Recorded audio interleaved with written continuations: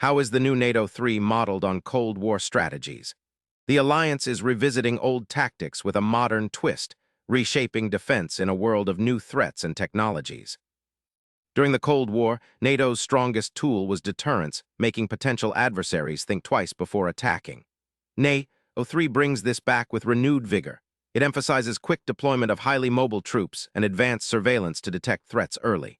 The goal is to prevent conflict by showing overwhelming readiness. This mirrors Cold War strategies, but leverages today's satellite and cyber technologies to stay ahead. Cold War NATO relied heavily on fixed bases across Europe, but NATO 3 introduces a blend.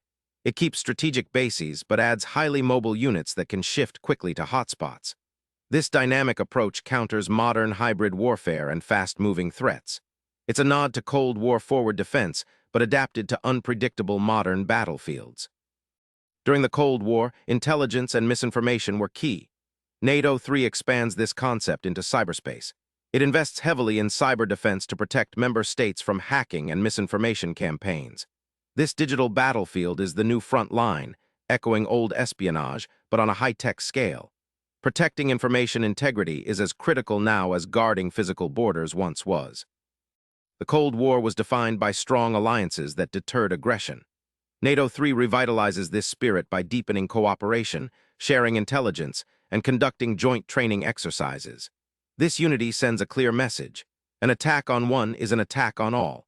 It's a classic Cold War principle that remains a cornerstone of security in today's complex geopolitical landscape. NATO 3 proves that old Cold War strategies still hold power when updated for today's world. It blends rapid response, mobile defense, cyber warfare, and strong alliances to face new threats head-on. If you want more surprising insights about global security, hit subscribe for daily answers to questions you didn't know you had.